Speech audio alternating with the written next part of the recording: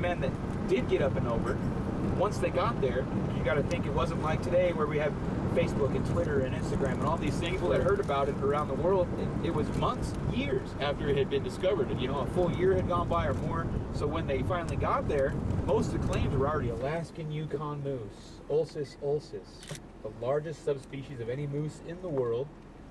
Can range between 1,400 and 1,600 pounds.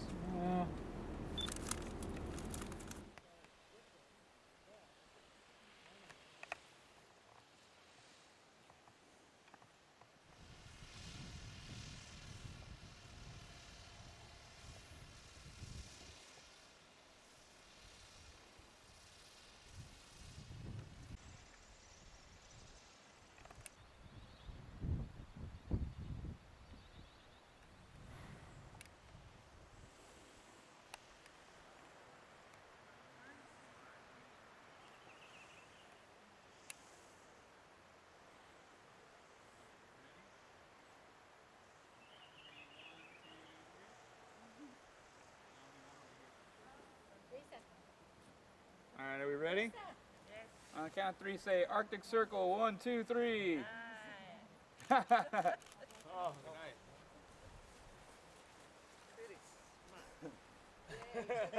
And his name is Joseph or Jacob? Where's Mary? Here, watch. Is it still filming? Yeah.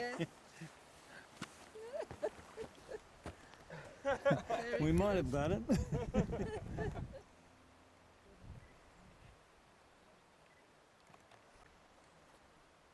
People still go out there then, or Now, are there, still a lot mining? of the best deposits were taken out by the old timers. Yeah. Then in the 70s and 80s, the gold price spiked $800 an ounce, and they had the roads. So they had cheap diesel fuel, and they mined a lot of the mid-grade deposits with heavy machinery because they had cheap, not only cheap fuel, they also had cheap post-pipeline construction equipment laying all over the place. You can buy cats cheap.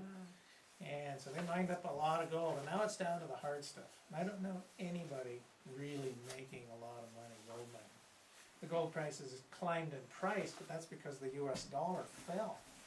Gold holds an equation economically, so as the US dollar falls, the gold price will go up. As the dollar starts to revaluate again, now the gold price is going down.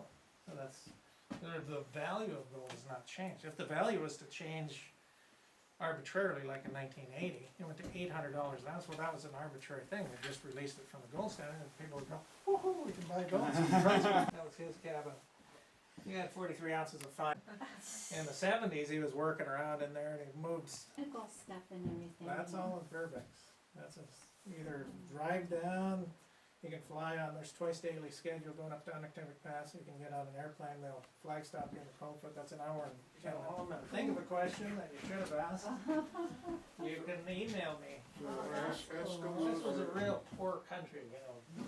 Caribou migrations weren't real good, right? Yeah, they come into the upper drainage and go to some of the bigger lakes to the northeast here, but right here, the northern Inuit speaking language, you know, they came down. This was within their home here in Crowfoot and Wisdom. This was their recently acquired homeland. So it was similar to the lower 48 Yeah. Indians, Oh, yeah, basically right. what we did to them. Mission. Their kids went to school. Their kids. So these two girls So- in Colorado. Is this where the post office went down?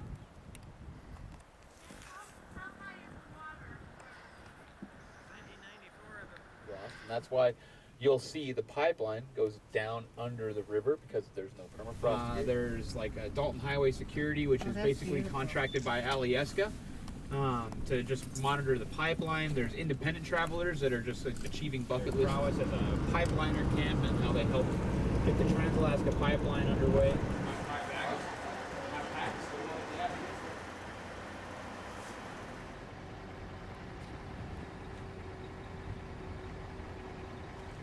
Yeah, you saw her camera. I haven't. You know, I was talking to somebody about it.